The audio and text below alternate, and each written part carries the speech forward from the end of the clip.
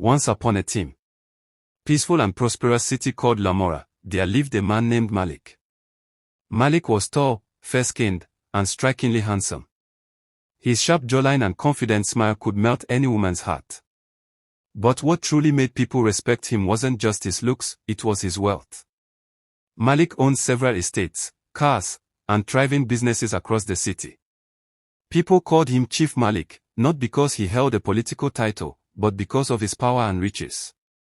Whenever he drove his glossy black SUV through the streets, children would run behind his car, shouting joyfully, "Chief Malik! Chief Malik! Throw us money." Sometimes, he would lower his tinted glass, smile, and toss a few crisp bills into the air. "Share it well, don't fight," he would laugh, as the children scrambled in delight. But behind Malik's success stood a woman whose love never wavered, Zora. Zora, the woman who believed. Zora was tall, graceful, and radiant. Her skin glowed like soft bronze under the sun, and her eyes carried warmth and kindness. She wasn't only beautiful on the outside but had a heart of gold, hardworking, gentle, and brave. Years before Malik became wealthy, he had nothing. He struggled to find food, and his worn-out shoes revealed his toes. Yet, Zora never left his side. She sold handmade clothes at the Lamora Central Market. Whenever she made a small profit, she would hand some to Malik. "Take this, my love. Use it to eat and plan your business." Her friends mocked her. "Zora is wasting her hard-earned money on a man that might marry another woman tomorrow. She's acting like a wife to someone who hasn't even paid her bride price," another scoffed. But Zora didn't care. Her love was pure. She believed in Malik Wenotic. After 3 years of struggle and love, Malik surprised Zora. One beautiful evening, he knelt before her family, holding a silver ring. "Zora," he said, his voice trembling, "you stood by me when I was nothing. You are my world. Please, marry me." Tears filled Zora's eyes. "Yes, Malik, I will," she said, her voice shaking with joy.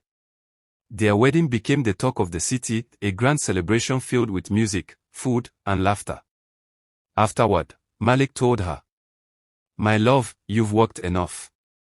From now on, stop working at the market. I take care of you." Zora hesitated. "But my shop is my life." "No, my queen," Malik said firmly. "You deserve rest." A year later, Zora gave birth to a beautiful baby boy named Daniel. The family was happy, for a while.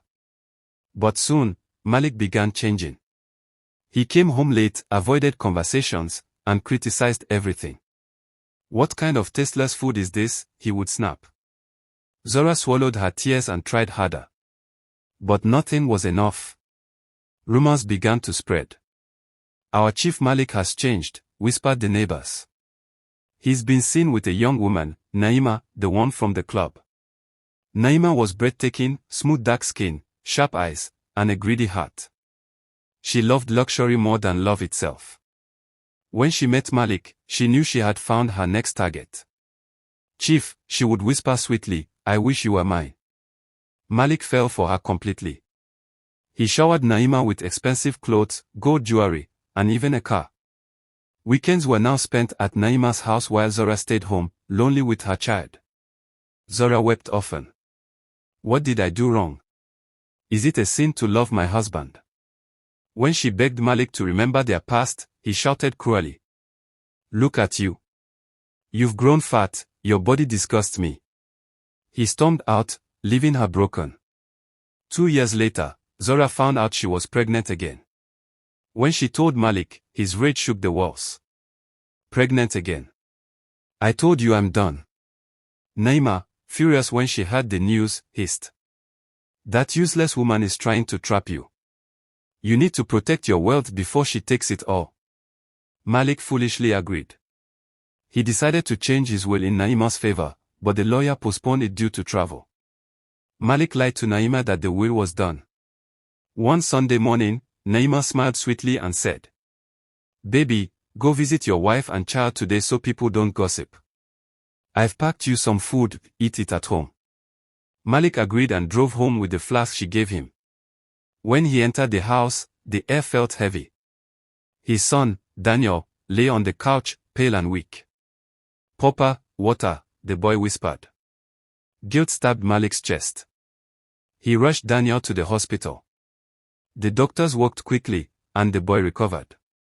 When Malik returned home, the house was silent. Too silent. Then he saw Zora, lying on the floor, half-conscious, beside a half-eaten plate of food. The same food Naima had packed. "Zora," he screamed, shaking her. She was cold. He rushed her to the hospital, but it was too late. "I'm sorry, sir." "She didn't make it," said the doctor. Malik fell to his knees. "I killed my wife. God forgive me." The autopsy confirmed food poisoning. Realizing what happened, Malik called the police and handed over everything: the messages, the flask, the proof. Naima was arrested while doing her nails and laughing at a movie. Her pride vanished in an instant. At the trial, the evidence was overwhelming. Naima was sentenced to 50 years in prison for attempted murder and conspiracy. "Malik, you betrayed me," she screamed as the judge's gavel fell. But it was too late. Greed had. Weeks later, Malik's mansion felt like a grave. Daniel often cried for his mother. Malik became a shadow of himself. One stormy night, when Malik returned from work, he opened the door and froze. Zora was sitting on the sofa, glowing in a white robe, her face calm and radiant. "Zora," he whispered, trembling. "Please forgive me. Don't haunt me." Before anyone could react, his heart gave out. Malik collapsed and died instantly. Yes, Zora was alive. The doctor had secretly saved her, suspecting Malik himself might have wanted her dead. Though she lost the baby, she and Daniel survived. She had returned that night to rebuild her life, not knowing her husband's guilt would consume him. Zora inherited everything: the house, the businesses, the empire. But more importantly, she gained freedom and peace. She turned Malik's company into a charity foundation that supported widows and single mothers. Daniel grew into a wise, compassionate man, proud of his mother's strength. Whenever people in Lamora told her story, they said, "Zora, that woman's heart is stronger than steel. She never remarried. I have my son. I have peace. I have life," she would say, and she was truly happy. Moral lesson: greed, betrayal, and selfishness always lead to destruction. When you mistreat those who truly love you, thinking you deserve better, may lose ever that matters. The truth will always come.